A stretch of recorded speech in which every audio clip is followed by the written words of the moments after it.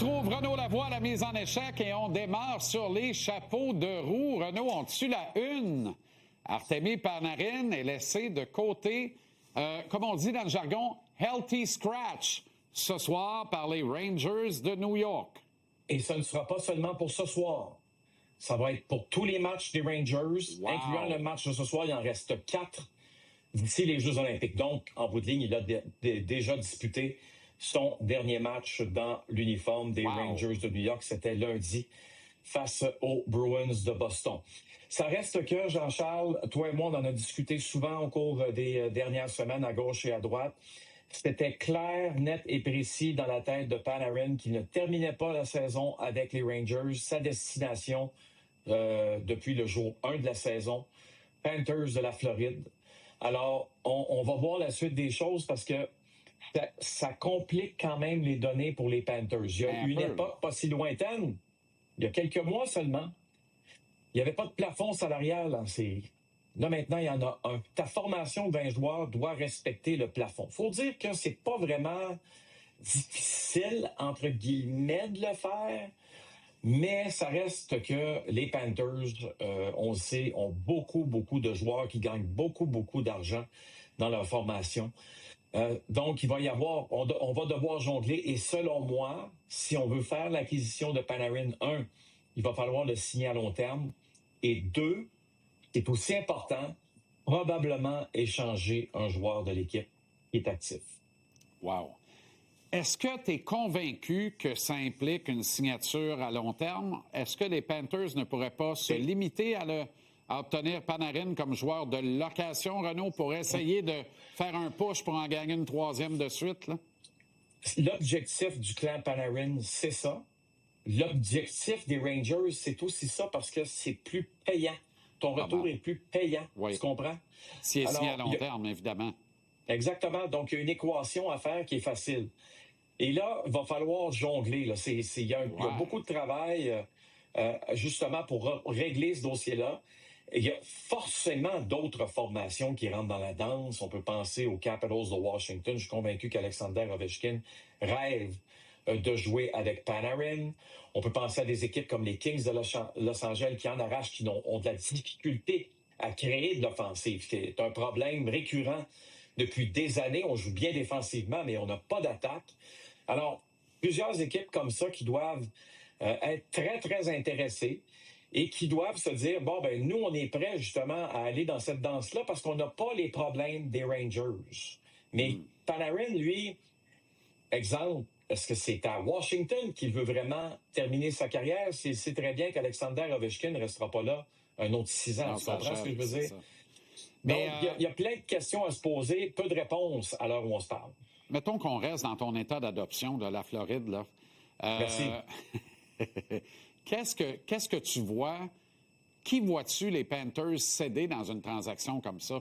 Parce qu'il faut que tu cèdes des actifs. C'est ce que les Rangers vont vouloir. Puis pas juste des jeunes, parce qu'il faut que tu cèdes du salaire. Qui est susceptible de changer d'adresse? Parce que tu veux pas nuire au plan d'en gagner une 3e non plus, là. Le premier nom qui me vient en tête, c'est Evan Rodriguez. OK? Parce que, on sait, Evan a été signé par l'équipe. Il a grandement aidé cette formation, remporter une Coupe Stanley, etc. Tout ça est très beau. Mais c'est pas nécessairement un très gros nom. Si tu veux, c'est pas une superstar. Si tu as la chance d'aller chercher, si tu es des Rangers de New York, un gars comme Rodriguez, tu viens d'aller chercher un vétéran qui connaît le tabac, qui joue au hockey de la bonne façon, un gars de famille, etc., qui est tout le contraire d'un faiseur de trouble. C'est sûr que ça peut être très alléchant pour une équipe comme les Rangers de New York. Est-ce que ça peut être aussi un autre défenseur? Parce que ça demeure quand même une problématique. La ligne bleue des Rangers, Nicolas, pas Nicolas, là, mais c'est parce que je voyais le nom de Nicolas, excuse-moi. Et tu comprendras, Jean-Charles, que, tu sais, est-ce que c'est Dimitri Kulikov, Nico Mikola qui pourrait changer d'adresse? Bonne question. Mais en bout de ligne, c'est sûr que les Rangers vont quand même être quand même agressif. Là. Le retour, c'est Chris Drury joue son poste. Là. On a bien beau dire n'importe quoi que s'il y a une prolongation de contrat. Là, pas bien grave à New York, ça. Non, mais tu sais, Mike Sullivan, il n'est pas devenu coach des Rangers, signé le contrat le plus lucratif pour un entraîneur-chef de la Ligue nationale pour une reconstruction de 5 ans. Là. Alors, il va falloir que ça soit rapide. Il va falloir que le retour soit excellent. OK. Est-ce que tu as été surpris de l'annonce d'Éric Raymond relevé de ses fonctions ce matin? Je dois t'avouer que oui, à cause du timing. OK? Pourquoi aujourd'hui? Pourquoi hier soir, après le match, on lui annonce évidemment qu'il était remercié de ses services? Probablement parce qu'on avait déjà trouvé son remplaçant. Mais ça reste que c'est une situation où l'écriture était peut-être sur les murs, là, OK?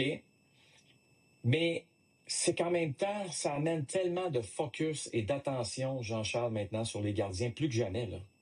Plus que jamais. Et s'ils ne réussissent pas, ça va être un constat d'échec. Alors, j'ai hâte de voir la suite des choses, là. Éric Raymond, c'est la deuxième fois que Jeff Gorton le congédie, là. Il avait congédié chez les Rangers de New York alors qu'il travaillait pour la formation de Hartford dans la Ligue américaine. OK. Arrive Marco Marciano avec ses lettres. Oui. De plus en plus en demande, dit-on, à travers la Ligue nationale. Bien, ça c'est un autre point. Là. Puis, donne-moi 2 petites secondes. S'il était vraiment en demande puis tu l'amènes Éric Raymond, là, tu l'aurais laissé partir. Exact. Okay? Tu as tout à fait raison. C'est exactement ce que je disais tantôt aux boys. C'est exactement la même affaire. Il est en demande. 100%. Bye, vas-y, Armand. Il n'y a pas de problème. Merci de ton service. Tu as donné 9 ans à notre club de la Ligue américaine. Vas-y. Nous, on l'a le nôtre. On le garde. Ça veut dire qu'on voulait un changement de garde. T'sais. Voilà. On souhaite le meilleur pour Éric Raymond. Marco, lui, un de ses beaux projets dans la vie, c'est Samuel Montembeault. En fait, ça a été le beau projet d'Éric Raymond. Ça l'a été. Mais ne négligeons pas Marco, qui le connaît depuis plus de 10 ans maintenant. Là, oui, mais tu sais, aujourd'hui, on n'a pas parlé à Samuel, puis je ne veux pas parler pour Samuel. Je sais que malheureusement, sa grand-mère est décédée au cours des dernières heures aussi.